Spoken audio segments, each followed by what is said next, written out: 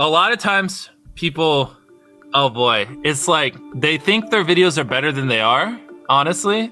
And tell them, Jimmy, tell them. I mean, they do that, and they have horrible friend groups because you really are like the type of YouTubers you hang around. It's getting people with the right YouTuber friend group that aren't pussies and will actually tell them when their content's bad and like actually roast it and help them get better in a nice, positive way. I was offered $5,000 for a video, but this was when I was like 19. I was like, double it, and I'll walk outside and I'll give it to a homeless person. And they're like, no, you won't. And I was like, double it. And I was like pacing around my neighborhood for 3 hours convincing this guy, like on the phone, just double the money. I promise the video will go viral and I'll give it to homeless person. I was like, $10,000 just looks better in a title. It'll get more views. I promise your app will do better. Basically what I did was I've somehow found these other like 4 lunatics. 3 of us were college dropouts. 1 was a high school dropout. And 1, I don't know, he just like quit his job. We all were super small YouTubers. And we basically talked every day for 1,000 days in a row and did nothing but just like hyper study like what makes a good video, what makes a good thumbnail, what's good pacing, like how to go viral. We would just get on Skype every morning, and like some days like I'd get on Skype at 7 a.m. and I'd be in the call until like 10 p.m. and then I'd go to bed, I'd wake up and I'd do it again. We'd do things like take 1,000 thumbnails and see if like there's a correlation to the brightness of the thumbnail to how many views it got. Imagine a world where it's just you working solo and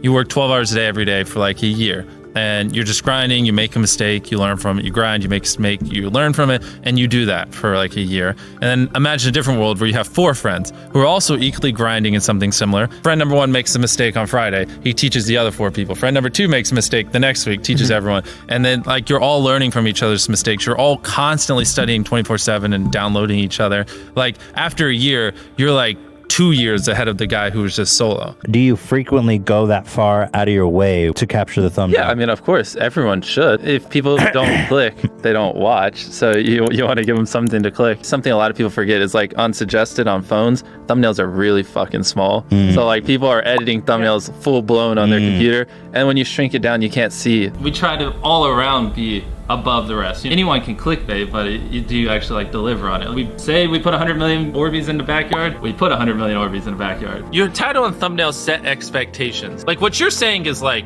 I like bananas. And what you need is bananas are the best goddamn food on the planet. Like that's the type of opinion you need. Like you need something like how to get 100 million views on YouTube, or not even that, that's not strong enough. You need something that makes people go, what the fuck? What the fuck did he say in that video? What the fuck?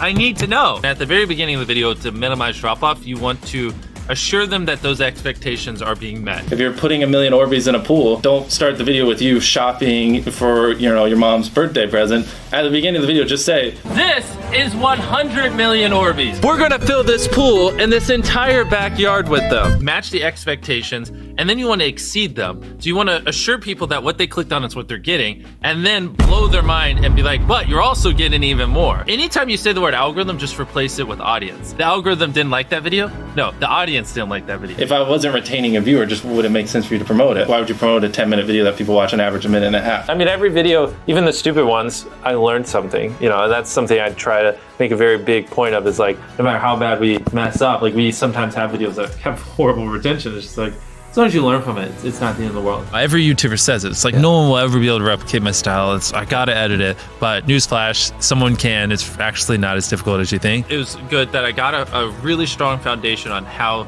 YouTube works and how the style of videos I wanted and everything before I scaled up the team, if that makes any sense. I just want to make sure that's clear, because I've seen people try to build the team without foundation and knowing how to do well. I know that if we film this video, it will do well, just because I've spent a decade of my life hyper obsessing over YouTube and I have a good pulse on it. But if you didn't have that, then you wouldn't know. Like, you wouldn't be able to spend $4 million on a Squid Game, because you might lose $2 million and then you can't pay your people. But of course, yeah, if I didn't have these people, I couldn't do half the stuff I do. For the last like 8 or 9 years, like every dollar I've made, I just spent it the next month on content. And I just did that every single month, and it just kept getting bigger and bigger, and here we are. Since I was 13, there probably hasn't been a single hour that's gone by that I've been awake where I haven't thought about YouTube. Like, I'm just focused on making the best videos possible, period. I don't care about making money. I don't care about time. I don't care about anything. I just want to make the best videos on the planet. Literally all the algorithm does is reflect what the people want to a T. And if you deny that, you just make terrible videos and are trying to find a scapegoat. We do our videos in other languages as well. If you Google it, it's like only whatever, less than 10% of the world speaks English. So 90% of the world can't even enjoy your content. And when I realized that, I was like, wait a minute.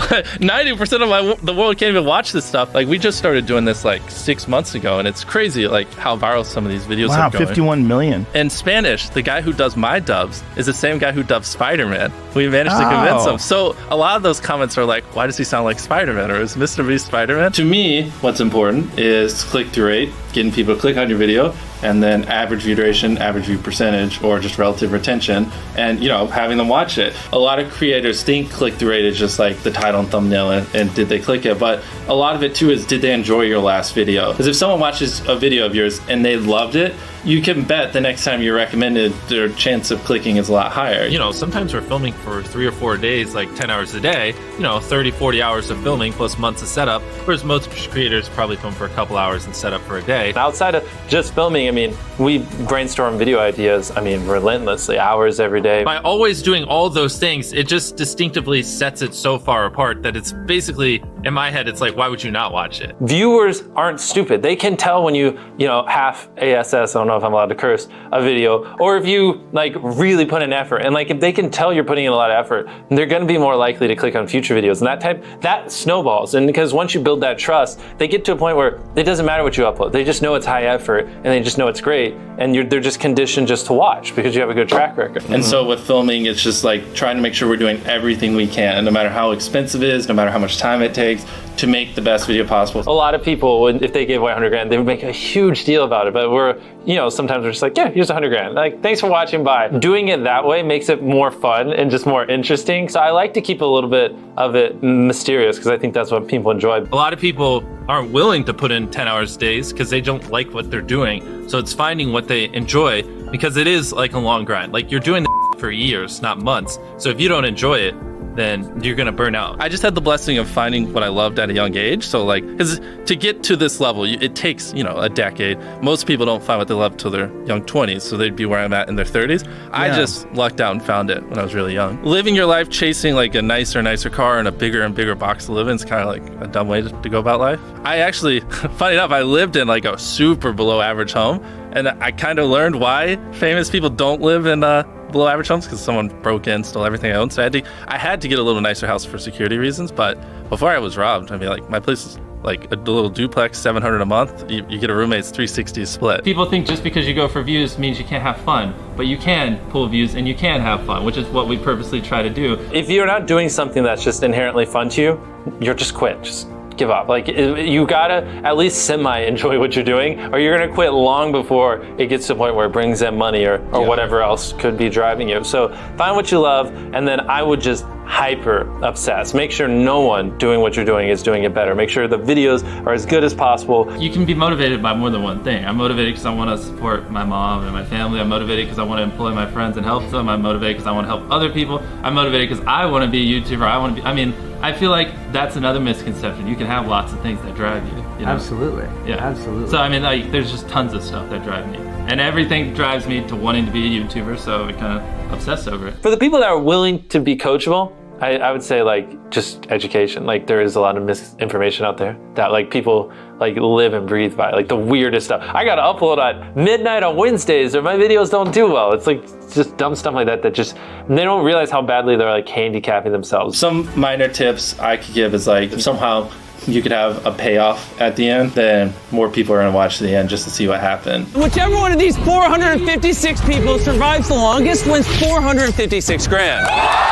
Cut out all dull moments, try not to over-explain things. If a camera just sits on me and I'm just talking for 20 seconds, it doesn't hold retention as well as, you know, maybe me talking and other footage popping up. It's much easier to get 5 million views on one video than 50,000 views on 100 videos. It takes way less effort to get 5 million views on one video. Back then, which I think small YouTubers should do, is I would reply to every single comment. And so I think a few people caught on that I would always reply. And so some people would just be like, I wonder how long it'll take for him to reply. So that was a lot of my comments when I was smaller, but at least it kept him coming back.